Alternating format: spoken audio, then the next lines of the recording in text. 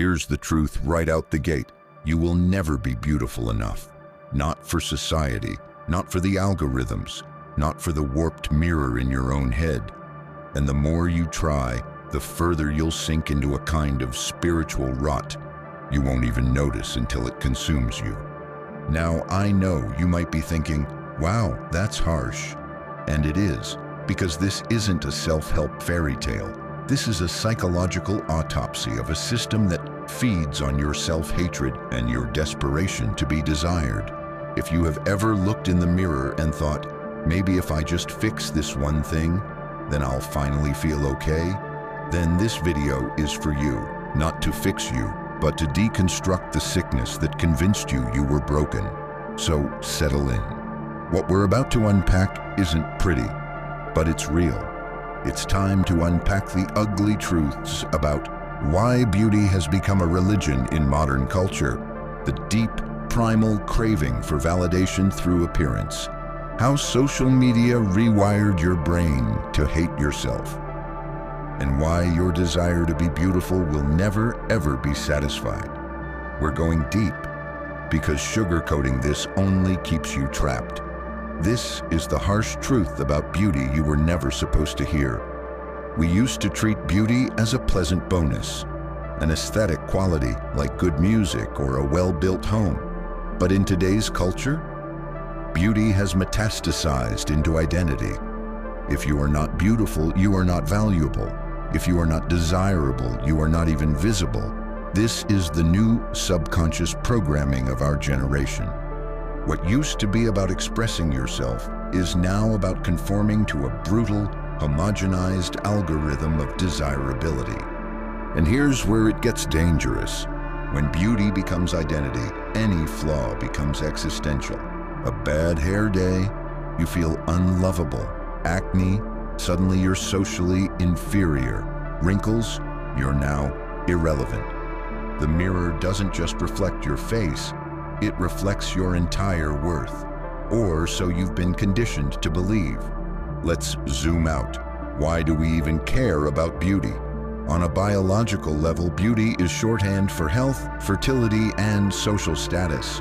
Our ancestors didn't have dating apps. They had instinct. A symmetrical face meant good genes. Clear skin meant no disease. A fit body meant strength. But what began as survival instinct has become pathological obsession. Today, beauty is no longer about health. It's a performance, a competition, a currency. The problem? We're still running on caveman software in a digitally augmented world. Your brain sees a sculpted influencer and subconsciously thinks, fertile, powerful, accepted. But your reality doesn't match that fantasy, so what do you feel? Shame, inadequacy, alienation. You're wired to compare, but now you're comparing yourself to filtered, curated, AI-enhanced gods. You were never meant to see this many beautiful people in one lifetime, let alone in one scroll. Here's the uncomfortable truth. Social media has hijacked your dopamine system. Every time you open Instagram or TikTok, you are entering a psychological war zone. You are being bombarded with highlight reels, professional lighting, plastic surgery disguised as natural beauty, and filters so seamless you don't even notice them anymore. And every time you see someone who you think looks better than you, your brain punishes you. Cortisol rises, self-worth drops. You start to mentally build a hierarchy. They're hotter than me.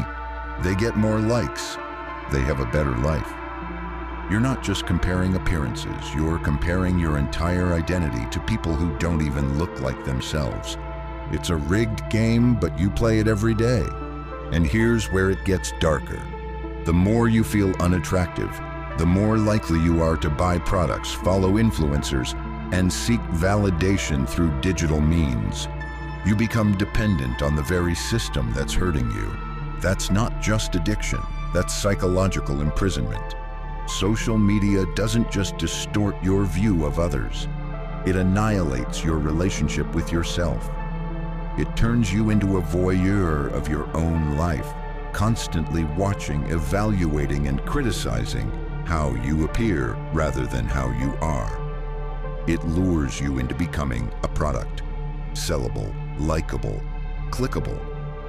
You post not because you want to share, but because you want to matter. You wait for likes like a dog waits for treats. But validation is not love. It's sugar for the starving. You've forgotten how to feel beautiful without needing to be seen. And worse, you've begun to believe that if no one sees it, it doesn't exist. Ask yourself this: how much of your self-worth has been outsourced to the screen? How much of your life have you filtered, edited, or staged to look better than it feels? These platforms prey on your most primal fears: being invisible, being undesirable, being alone. They dangle approval just out of reach, and you keep reaching. But the more you scroll, the emptier you become. That's the trap. And the longer you stay in it, the more convinced you become that your real face, your unfiltered humanity, is something to hide. You think you want to be beautiful because it will make you happy. Wrong. You want to be beautiful because you think it will make you safe. Being beautiful in our twisted culture is a kind of armor. You believe it will protect you from rejection, earn you respect, make you desirable, make you enough. But here's the brutal paradox. Chasing beauty is driven by fear, not love. You don't actually want to be beautiful. What you really desire is to avoid hurt. You want to be untouchable, immune to criticism, immune to abandonment, immune to pain. You don't want to be left behind. You're terrified at the thought of not being noticed and praised like everyone else you see. But no amount of beauty will ever make you immune to reality. Because underneath it all, you don't need beauty. You need to be accepted as you are. And you're terrified that that will never happen. So you perform, you pose, you tweak, you hide, all to protect yourself from the deepest fear: being seen and still not being loved. Let's say you finally get the body, the face, the followers. Then what? You think you'll feel peace, relief, wholeness? Not a chance. Instead, you'll acquire a new fear. Fear of losing it.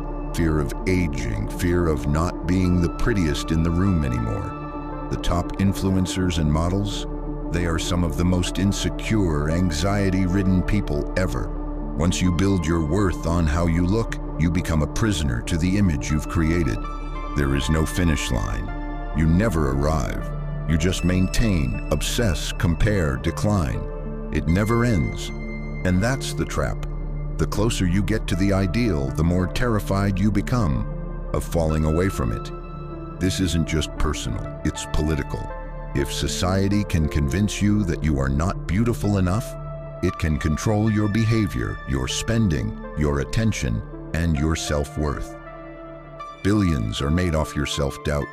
Entire industries exist to treat your insecurities. Want to see the system for what it is? Ask yourself, who profits from my self-hate? Then follow the money. Every fix you buy feeds the lie. This is the machine, and beauty is its most seductive weapon. So what are you really chasing when you chase beauty?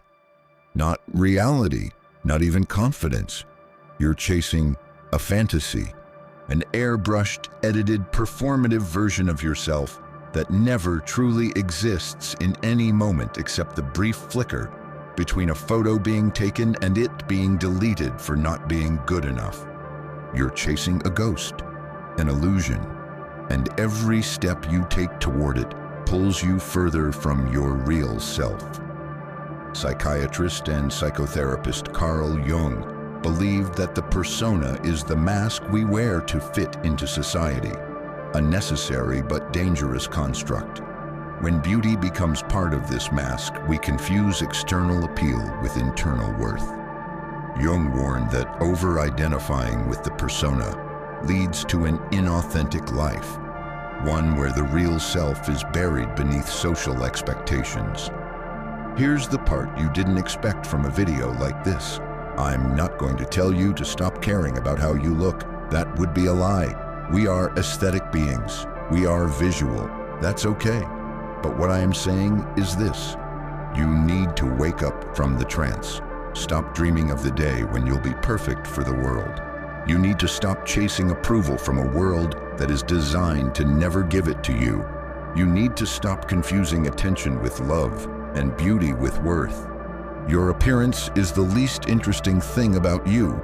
It may draw people in, but usually they'll either stick around only because you're attractive, or they leave once they see. You're only attractive and have no substance as a person. What matters is how honest you are, how grounded you are, how real you are. And ironically, that kind of self-possession is the most attractive thing in the world. People will envy you for achieving a status that they themselves may never have. While you are living in your authentic self, they will be stuck living as the shell they made themselves out to be. Their beauty becomes them. People will only want their attention because they look good and not because of the person on the inside. However, people who are drawn to you looked beyond your face and noticed who you are as a person. Those are the people you'd rather be around. So here's the final brutal truth. You will never be beautiful enough for a culture that profits off your insecurity. The only way to win is not to play. You have two choices. Keep trying to shape yourself into a fantasy and slowly lose your soul, or get radically real, face yourself, own who you are, scars and all, and finally stop living for people who never truly see you. Choose the second one, because the first one, that road doesn't end in happiness. It ends in loneliness, a shell of yourself that quietly suffers on the inside. If you made it this far, congratulations. Most people cannot handle the dark truth about themselves and would have left the video because they are afraid to face themselves. But not you.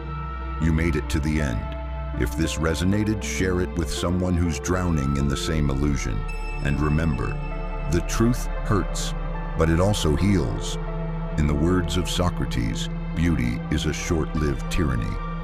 See you in the next one.